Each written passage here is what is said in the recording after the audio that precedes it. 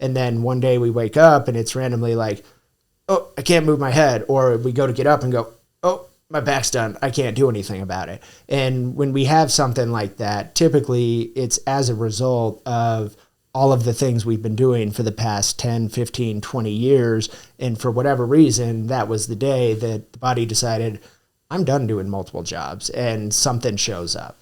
Hey everybody, welcome to another episode of Think Your Way to an Epic Life. And I want to thank you very much for joining us. Today we're going to have some fun. We have a sports chiropractor with us, and I'm going to ask him some hard-hitting questions so that you know and I know what to do to be in better physical condition. Eric, thank you so much for joining us today. Thank you for having me. It is a pleasure. So my first question is obviously, what made you decide to get into sports chiropractic? Growing up, I was always an athlete. Family was athletic, everything. So we were always doing various sports, and both my sisters were competitive gymnasts. So they had a litany of injuries throughout their careers and doing everything. So it was like getting to see the kind of backside of what goes through an injury and how they have to recover and time off and working through stuff. So sports were always part of my life. And then when I got into college and undergrad, I wasn't really sure what I wanted to do. And, you know, at first I had gone out to Southern California for school with the dreams of being a Southern California beach bum and a professional baseball player. And then reality set in and life took a different turn. But it was going through, I was looking at doing engineering and something in that world. And then I had a friend in undergrad that was diagnosed with leukemia the day after Christmas, our first semester. And so then I spent the next 2-3 years going in and out of the hospital, visiting him, and going in and seeing like the need to help people really like spoke to me. And so started looking more at healthcare and stuff like that. And during his treatment with chemo and radiation, everything, he had mentioned at one point, chiropractors really helped me. And I was sitting there thinking, this is crazy, because my experience with chiropractic leading up to that was I had seen one once in 7th grade. I'd walked around with my head crooked, and my mom got sick of looking at me. So she took me in to see a chiropractor, and the guy went through and popped everything in my body, and I swear I thought I was going to die, because I've seen the movies, and I know what happens. You turn the head, it's like, you're dead. And so I'm like, Mom, I'll clean my room, I'm sorry. And so it was quite terrifying to me. And so I had written off chiropractic from that moment. It was like, no chance. So when he had mentioned this to me, it was like, maybe this is doing something to your brain. I'm not too sure about that. So I started looking at it. And when I was in undergrad, I had done a self-design major, and we had overseen faculty that we would have to report to. And the lady that was in charge of the program, I had mentioned to her something about chiropractic, and she goes, well, you know, there's a chiropractic school down the road, right? And I was like, no. Listen, he wasn't serious. I'm not serious. And she goes, all right, well, humor me. Go meet with these guys. I'm going to set up a meeting next week. So I went over and had a lunch meeting with some of the sports medicine residents at the school and got to talking to them. And they were doing rotations at Olympic training centers and working with U.S. national teams. And one of them had just gotten back from the 2008 Olympics or 2004 Olympics, excuse me. And then it was like, wait a second, you mean chiropractors work with Olympians? So then I was pretty much sold. It was like, all right, well, my athletic ability isn't going to get me to that level. So can I be a part of that world? But instead of being the person performing, behind the scenes helping them to get ready. And so after I met with them, I applied the next week, sight unseen, and then the rest was history. Okay, so this is kind of mind-boggling. Your friend who was on chemo in a horrible position told you that chiropractic helped him. Can you expand on that? In what way? I think that, part of chiropractic is the art of touch. And so human touch, especially when somebody is sick, it's like, nobody wants to touch a sick person. So having the hands-on contact and just, really movement is key. So anything that we can do in life, whether it's chiropractic, massage, physical therapy, yoga, Pilates, like all of those things, if we can keep our bodies moving, they're going to feel better. And so anything that's going to promote movement or an active lifestyle, the bodies are going to feel better when they're able to move easier or without as much restriction and then causing as much pain. And so I think that that's probably part of what he felt, because everything else was, here's medication, here's medication, here's medication, and here's more medication to deal with the medication side effects. And so having something that was not take this and you'll feel better, or take this to not feel that, was different. And I think that that was probably part of what was going on. But yeah, as far as like what particularly he liked about it, I have no clue, but he had just said that and I went, okay, let's see where this goes. Let's check this out. Exactly. All right. So what would you say are the most common injuries that come to you? Probably the most common is like low back pain, hip pain, like disc issues, having radicular stuff, down legs, down arms. Starting to see, especially now with like COVID really changed a lot of things as far as remote work, because everybody's now on computers or tablets or phones. And so posture is really progressively, it's what used to show up in your 30s and 40s as far as like bad posture, the neck's really forward, the rounded shoulders, the kind of common like hunched posture, is becoming more and more apparent in 15 to 20-year-olds. Because can you look at the camera and say that? Because they've been living on their phones, and it's like whenever we have our posture and we're sitting here in our phones like this all day, or we're sitting down, we're at the dinner table, and it's like everything is here. It's kind of like life is cumulative. So the more we hold our bodies in different postures and positions, the body's going to adapt to it. Because the reality is, if we look at anyone that's got children, you watch them walk around and you watch them squat, they can have their butt on their heels. They're perfectly upright. The heels aren't coming up, and they can do that. In a perfect world, we should be able to do that to this day. But the reality is we have stuff like this. We have chairs, we sit, we're at desks, we're at tables, we're in cars. So because over the course of our lives, we stop using that full range of motion, the body adapts to it. And so muscles start to shorten, muscles start to lengthen, and we start to lose some of those ranges of motion throughout the body. And then over the course of time, it starts to build and build. And then one day we wake up and it's randomly like, oh, I can't move my head. Or we go to get up and go, oh, my back's done. I can't do anything about it. And when we have something like that, typically it's as a result of all of the things we've been doing for the past 10, 15, 20 years. And for whatever reason, that was the day that the body decided, I'm done doing multiple jobs, and something shows up. Okay, so I just started, I don't know if it was Netflix or where, but the Blue Zones, I'm sure you know about the Blue Zones, the people over 100 years old. Oh, okay, yeah. Yeah, so the centenarians in the Blue Zones all over the world, and there's a special documentary. And one of the places is in Japan. Mm-hmm. And these people are 90 and 100 years old, and they don't have furniture in their homes. No. They don't sit down on chairs. Yeah. They sit on the floor. So they're getting up. They're doing, what do you call those? Squats, I guess. Yeah. 40, 50 times a day because they're on the ground. Oh, yeah. Okay, so what are some of your tips to help us that I've heard sitting is the new smoking? Of course.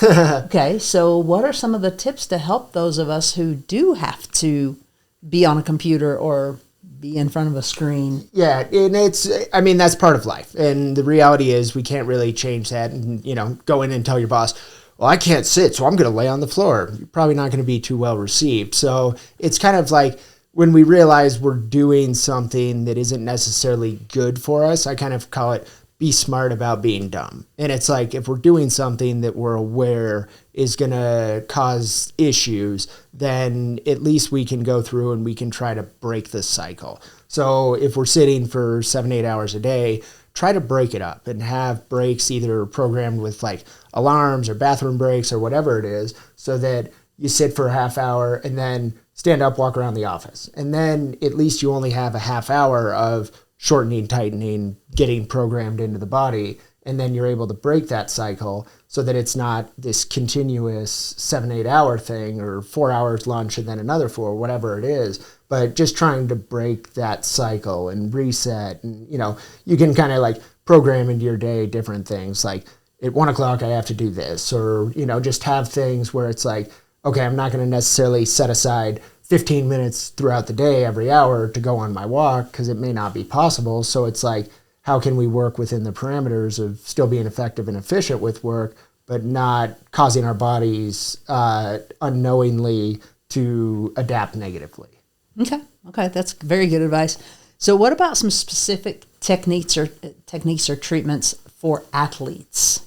For athletes, and one of the things, like, as a sports medicine person, and this was told to me early in chiropractic school, they said, if you want to do sports, you better be good at a handful of things. And you got to be able to lift heavy things and talk to people. Those were the first two, because they went, if you're doing events, you're going to be standing around for a long time, so you better be able to talk to people. And inevitably, you're going to have to help clean up and set up, so be able to lift stuff. And then it was like within the actual like treatment, and it's unique in the sense that anyone can go out and claim, I'm a sports person. There's no like, you have to do X, Y, or Z to say you're a sports person. You could get out of school and say, I have a sports practice. And for me personally, if you're saying you're a sports practice, you have to know how to do soft tissue work. You have to know how to work on extremities, and you better know how to tape, because pretty much every athlete is going to need some variation of those things.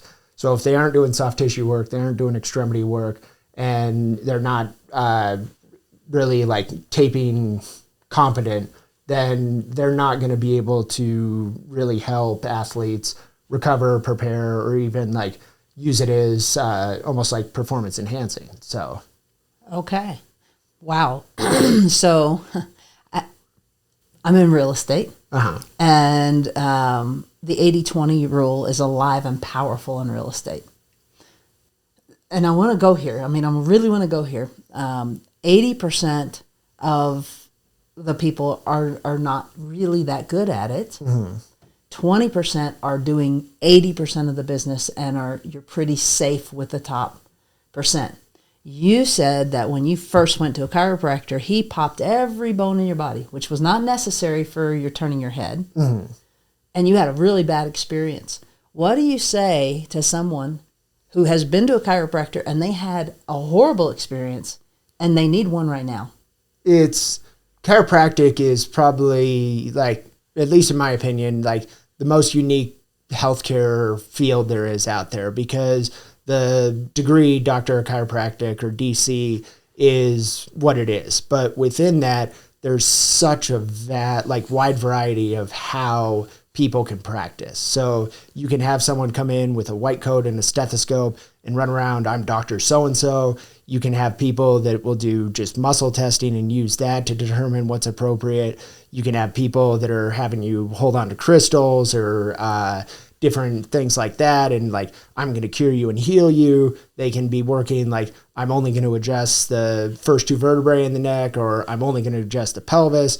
And there's so many different niches within the world of chiropractic that all chiropractors are not the same. They have the same basic training to get the degree, but then when they go out into practice, who knows who's coming out from behind the door. So finding people, and a lot of like the people that I'll work with is through word of mouth referral, where it's like, if somebody has a good experience with you and somebody has previously had a bad experience, it might be that that person just didn't work for them. And it's like, I know that I'll never be the person for everyone. And I'm okay with that, because it's like, I'm not going to be able to connect with every single patient, but when you do connect with people and like you understand what they're looking for, then you can really have a positive impact on their lives. And just really like taking the time to get to know, like, what do you want to get out of this? Why are you here? How can I help you get to where you want to be? And then kind of taking it that way, instead of having a preconceived, like, set plan. When everyone comes in, here's what they get. Boom, boom, boom, boom, boom. And it's not cookie cutter. And if it is cookie cutter, you're going to help some people and you're going to miss on people. And trying to be flexible within that world, and knowing like, I'll have people come in and it's like, I just want this fixed. Like, the end. I'm not going to come back, just fix this so I can go about my day. And then you'll get some people that are like, I need to be in here once a month, or whatever the case. And so it's like kind of allowing the patient to dictate, like, what do they want? And then you meet them there, versus me come in and say, here's what you want. Because it's somewhat personal for me, where it's like, if I go in to see you and you're the chiropractor and you come out and you tell me we're going to do 3 times a week for the first 2 weeks, we're doing 2 times the next 2, and then we're doing another 2, and then we're going to reevaluate and this and that, it's like my initial response is going to be like, this is crazy. Whoa, no, I don't want to do that. And so I'm going to put up a wall and I'm not going to be present or there to potentially have the benefits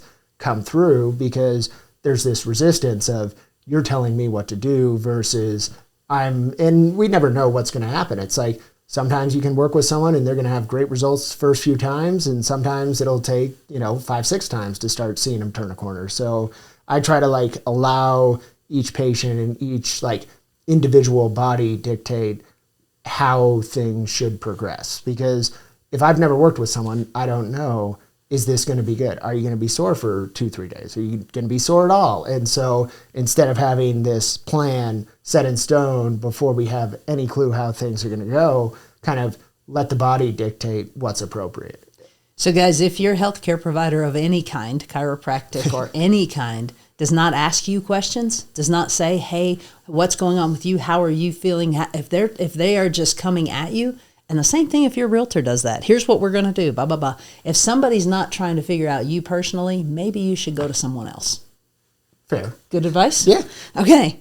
So you mentioned that you work in an office. You are independent. It's your own company.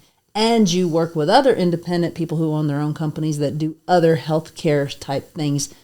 Do you work with them hand in hand on certain patients? There are patients that will work with both. So work with another chiropractor, a doctor of physical therapy, a certified strength conditioning specialist, and then a massage therapist. And so they can all work together. And ultimately, it's like each, like PTs have a role, chiropractors have a role, massage has a role, strength conditioning rehab has a role. And it's, in a perfect world, you would have a like one-stop shop where it's like you're able to come in and whatever it is that you need, that's going to be available there. And kind of having a triage point of view where it's like you come in, you meet with someone, and then they tell you, all right, based on what you're saying and what you want to get out of this, here are the people we think would be beneficial. And kind of having this multidisciplinary approach, because as a chiropractor and trained with sports medicine, so when I finished chiropractic school, I did a residency in sports medicine. So I went through 2 additional years of schooling and training.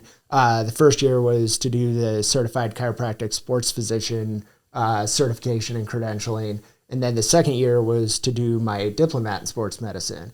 And so the first one you go through, you take classes for, 4 months, and then you take a test, and then you pass that, you get your CCSP. And then the second one is the Diplomate, which is an 8-month program that requires a written test, a practical test, and then a publication. So you have to go through further training. So I went through and did that, and that kind of like put me in a world where I know enough to be dangerous in the sense that I've done a lot of everything, but haven't really, like, you go through sports nutrition. But if somebody were to come in and say, oh, I want nutritional advice, I could give them some advice, but I would rather them work with a sports nutritionist or a general nutritionist and kind of like, no, I can help a little, but there's probably someone that's going to be more, that's their world. And I would rather have them go with someone that specializes in that's what they know, that's what they do. They're staying up on all what's new, what's not helpful, what is helpful. And so instead of relying on whatever you learned 10 years ago, like, oh yeah, this is good. And then you go look and go, that's not good at all. Whoops. So just knowing that I'm not staying current on certain things, yeah, I can give general advice, but if you really want something tailored to yourself, having the specialty to be the most up on everything, then it's like, great, work with them. It's very important. People who got out of school 10 years ago in any field that are not continuously learning are not that good at it. Okay, so your career, tell me about your career from your very first patient, just kind of an overview of where you are now and what you've been through, and because you've had a ton of experience and probably seen more patients than doctors who may be 20 years your senior. Yes and no. It all depends, because, like, again, going back to the uniqueness within chiropractic is You can have a lot of like insurance practices will be based on scene volume. And so that's going to be the more traditional, what people are accustomed to within chiropractic is you go in to see the chiropractor, you see them for 5 minutes, maybe 10 minutes. It's in and out. They're going to go through, hey, how you doing? Adjust you and send you on your way. You may be on a roller table or use stim or heat or something like that, but your actual FaceTime with the doctor is 5-10 minutes max. And in order to make a living in that world, you have to see a lot of people to be able to cover overhead. And then the other side of the scope will be you spend much more time with the people, but then they charge more and they may or may not take insurance. And so then it becomes, do I want to pay out of pocket? I have insurance, so I'll just go to them for insurance. And that may work for them, it may not, or they'll go the other route and they'll spend a lot of time with them. And so when I first graduated, I did the residency and we had a ton of jobs. We ran a high school training room. I covered a rugby club. We did a lot of event coverage. We taught classes at the school. We ran a clinic at the school as well. So we had interns working under us. And then we would do like traveling for different U.S. national teams or rotations at Olympic training centers. And so it was like kind of all over the place. And like during those 2 years, the stuff I got exposed to and saw was invaluable because you're seeing things that you otherwise wouldn't. And it's like condensed into this 2-year thing. And so you come out of that and it's like, what just happened?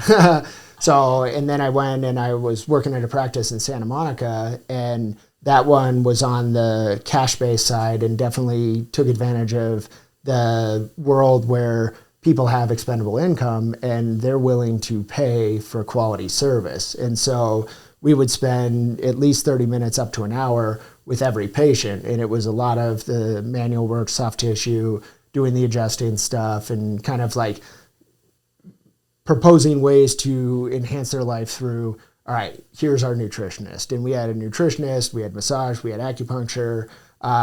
There was neuro-linguistic programming and biofeedback stuff. So it was like a lot of good stuff. And then there was a gym in the back of the facility. So people would do strength conditioning or they could do their rehab back there. And it was like, all right, this is a good idea. Just how do we make it so that it's not like, okay, you want to have a massage, it's X. You want to do chiropractic, it's X. You want to do the gym, it's X. And then next thing you know, it's like, I'm spending $1,500 a day. This is insane. So and I think that's like, if somebody figures that out, you're in business. Because it's like being able to have all of the different professionals be able to be compensated without having the costs be astronomical to the patient. And if that gets like figured out and well done, then that could be really helpful. Yeah. That sounds like a kind of a dream place right exactly. there. Can you share some of your success stories that you've had with some athletes? It's honestly like through the residency would go out to a bunch of different events. And so worked at, different things that were at Olympic training centers and then different track meets, the Mount Sac relays, Adidas Track Classic. There was a bunch of like high-level track things, the AVP stuff, and would come across all these different healthcare professionals. It was DOs, MDs, chiropractors, PTs, massage people. And one of the things that really struck me was when one of those people would work on an athlete and then they'd go out and they'd do well and they'd go, yeah, I did that. And it was like, it felt wrong to me because it was like, you didn't do anything. They were the ones out there performing. Did you help them get there? Sure. But if you're going to sit there and say, because I did this one thing, they did great, that just, the ego of it really rubbed me the wrong way. And so I've always told people, it's like, whatever happens is all you. Good, bad, otherwise, because you're the one that's going to go out and perform. I'm not out there doing it. I'll do what I can to prepare you as best as possible with my set. But at the end of the day, all of the good you do, like, that's you. And all of the bad you do, that's you too. Because I'm not going to say, yeah, I did great. But then if I adjust them and they go out and they don't do well, I'm not going to go, yeah, I screwed them up. So you can't really have it both ways. So I just completely absolve myself and say, it's all you, let me help along the way. So, but within that, I did have a very cool experience where I was working with Dexter Fowler, And I was working with him during 2016, and they go on and go Cubs. I never forget, it was working with him in the year before, or right before the 2016 season. He was almost going to go to Baltimore and then came back to the Cubs. And it was like 11th hour type of thing, and shows up, and it was like really cool. And before Game 7 of the World Series, over at his room, treating him everything, and just went, hey, you came back for a reason. Something special is going to happen. And then goes out and first at bat of Game 7 hits a home run, and it was like goosebumps. And it was like, this is cool. And I had absolutely nothing to do with it because I wasn't out there. I can't hit a 90-plus mile an hour fastball that's moving. So it's like, more power to you.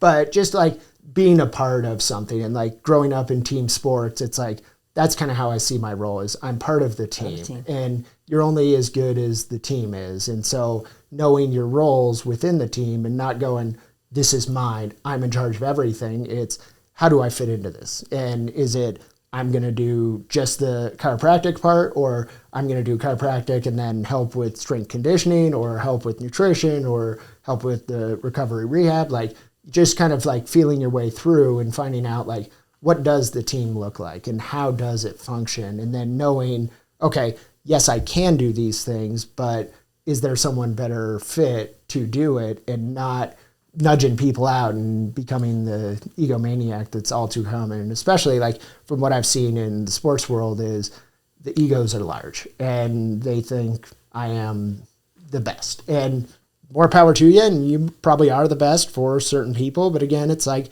just because I'm the best with you, I may not be the best with the next person, because they may be looking for something different. Yeah, absolutely. We're all unique, and we're all different.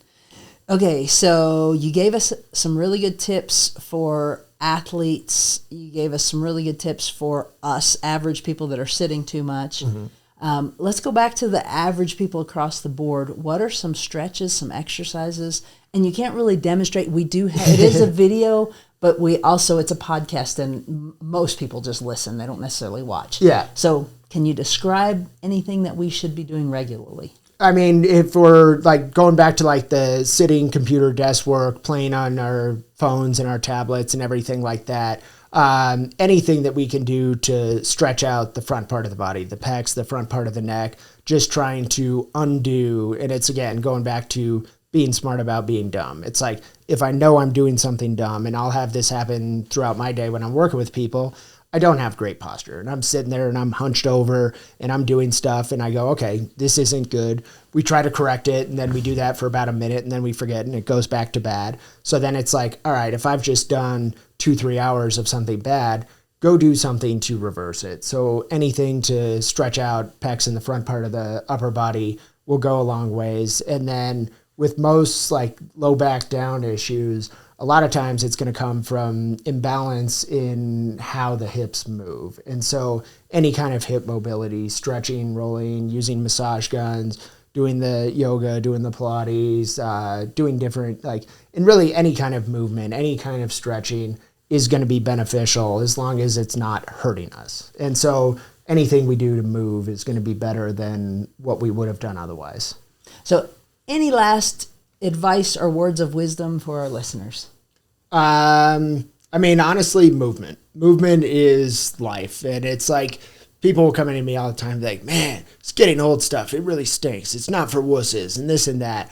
And the quickest way to feel old is stop moving. So even if it's just going out for a walk, doing a bike ride, going for a swim, whatever it is, any kind of movement is going to be good. Bodies want to move, and when they aren't able to move, that's when stuff starts to show up. So just trying to stay active and trying to, live that life of, instead of taking elevators all the time, take the stairs, just like building in lifestyle things like that. Instead of parking at the very first spot, park a little further back in the parking lot and, take an extra 20, 30 steps. And, with the, on the scene with all the wearable technology and tracking steps and everything, people get really into all this stuff. And it's like, you can build into your day additional steps just through lifestyle changes. And it's just having that lifestyle change or mentality of, I'm going to be a mobile person. And the more we move, the better we're going to feel. Absolutely true. It helps every area, not just our skeletal system, our brain, everything. All right. So if somebody wants to come check you out, just give them a chance. And the reason I'm saying this, I have not personally been to them yet, but someone I work with very closely, and you guys all know, Kristen Warrants has been to him for several months and is very happy. So if they want to get a hold of you, how do they get you? So I'm working over at Spiegel Sport and Spine, and the website is spiegelsportandspine.com. We're over off of Jefferson and Paseo on the frontage road, just east of General Mills. You can go online. You can call. I don't know the phone number off the top of my head. We will get that and put it into the show notes. Yeah, we're over there. Like I said, there's 2 chiropractors, doctor of physical therapy, strength conditioning, massage. And it's kind of we want to help people stay active. And it's not that we won't help everyone, but the people that tend to do well are the people that are actively trying to stay active or trying to help themselves. And that's really a big thing. It's like when the patient is vested, then you're going to get better results. When they're there because they have to or they're told to, you may make progress, but as far as the best results possible, probably not getting there. And so like having the patient committed and like on board with whatever's going on, you're going to do a lot better in that world. Yeah. So in other words, kind of like Dr. Rita that I had on here, it's probably not best if you're just going to walk into him and expect him to give you a pill. That's not what this is about, right? It is not. We do not do any pills. It takes your effort. Yeah. You have to actually play too. And that's one of the things that like I'll talk with people about a lot is like, even if I were to see somebody every single day for an hour a day, that's 7 hours, seems like a lot of treatment. But when we put it into perspective, we're awake 16, 17 hours a day. So that's 7 hours or once a day for an hour at a time. That's not even half of a waking day. So what that tells me is whatever is happening outside of the office, that's going to be what's going to be reflective as far as do we do well or we don't do well. And so I try to use my time with them to identify what's going on, where's it coming from, and then what can you do about it? Because inevitably something's going to show up at some point. And if you don't have an idea of if I do X or I do Y, I can at least manage this and settle this, then I'll tell people I failed you, fire me and don't come back, because then it's created a world of you need me to fix you. And at the end of the day, I'm not fixing anyone. I'm just trying to get them out of their own way so the body can function the way that it should instead of the way that it has been. And that's the coolest thing about the body is it is the most amazing compensating machine for good or bad. And once we can identify where compensation is coming from or why it's showing up, and then we start to address the underlying issues, the body takes care of itself. And so it's just a matter of getting people out of their own ways that they're either aware or unaware they're doing. And that's where the cumulative impact becomes really important is what are you doing throughout the day? How do we sit? How do we stand? What does our posture look like? And then starting to recognize, identify those things, and then put in like breaks within the system or stop gaps to prevent the constant feedback of something's going to blow up at some point versus, okay, we can interrupt it and we're going to delay that possible blow up, or we're going to delay some of the arthritis, or we're going to prevent some of the injuries that could have been prevented otherwise just by looking at stuff. There you go. So, guys, give it a shot. Thank you, Eric. Appreciate you being here. Thank you for having me. All right.